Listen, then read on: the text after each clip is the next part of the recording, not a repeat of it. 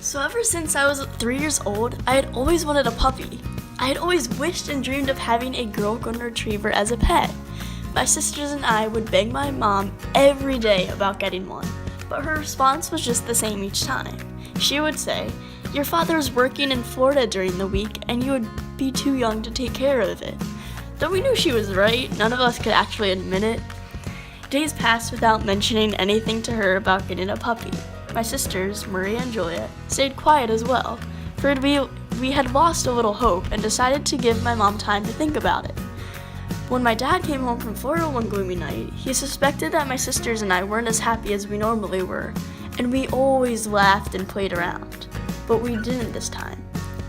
I even remember overhearing him talk to my mom about it in the room, but they closed the door on me so I couldn't hear anything. The next morning, Saturday, May 14th, 2005, my parents woke us up bright and early. The sun was shining through my window and I could hear the sound of happy children playing outside. "We're going to breakfast! Get dressed and hop in the car!" said my mom. Excited and ready to munch on some pancakes and bacon, I quickly got dressed and jumped in the car. My sisters were not far behind, for they were thrilled to be going out and get food. As we drove around, my sisters and I were pretty puzzled.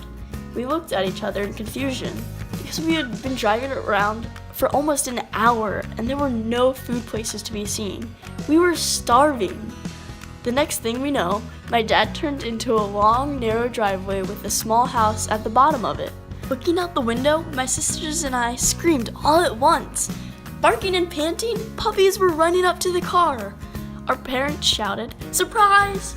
and I was absolutely astonished. We were finally getting a puppy. She was a golden retriever and we ended up naming her Claire. My dream had finally come true. 10 happy years went by, spending each day with my furry loved one and also my best friend. Everything was great and everyone was so happy and so healthy, until one day we found Claire lying on the ground unable to get up. Wednesday, November 25th, 2015 was one of the worst days of my life. But let me take it back to the start of that day. So it was Thanksgiving break, my sisters were home from college, so I was in a very good mood. It was my mom's birthday, so Maria, Julia, and I had prepared a meal for her while she was doing her errands with my dad. The weather outside was absolutely beautiful and the birds were chirping with excitement. My sisters and I took Claire for a walk, and she was so eager to sniff the wind and feel the cool breeze through her fur. We didn't walk too far though, because we noticed she had been panting excessively. Walking home, it was clear to us that Claire had not been feeling well. Right when we got home, she dropped straight to the floor. Telling my sister to get water for the dog, I laid there with her. She didn't move. This wasn't normal. We tried giving her a treat, but there was no reaction. A treat was something she would always go for, so we knew something was up. Struggling to pick her up, she whined. It was at that moment when we all realized that this may be the end. Within seconds, Maria, Julia, and I started bawling. "I don't want her to go," I cried.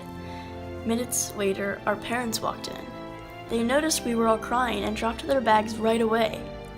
We pointed to Claire, still not moving, and my mom called the vet immediately. Hearing her concerned voice on the phone made us more devastated. My mom then told us to get in the car. I cried in my sister's arms as my dad walked out holding the dog with my mom behind him. He laid her down in the back seat with my sisters and I, and we drove off to the vet. When we got there, the vet picked up my dog and took her to a room that we were allowed to go to in the moment. Minutes later, he called us in to tell us that she had a tumor in her spleen that was like a ticking time bomb.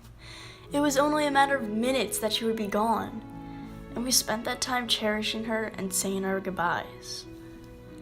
Within 5 minutes, she had passed away. In that moment, it didn't hit us. I mean, yeah, we all started bawling, but we never really realized that it was going to be the last time ever seeing her face, that it was going to be the last time petting her soft fur, that it was going to be the last time ever hearing her whine or bark. We never really think the last time will ever be the last time, or that it's going to end, but facing reality, it was the end. It was time to let go.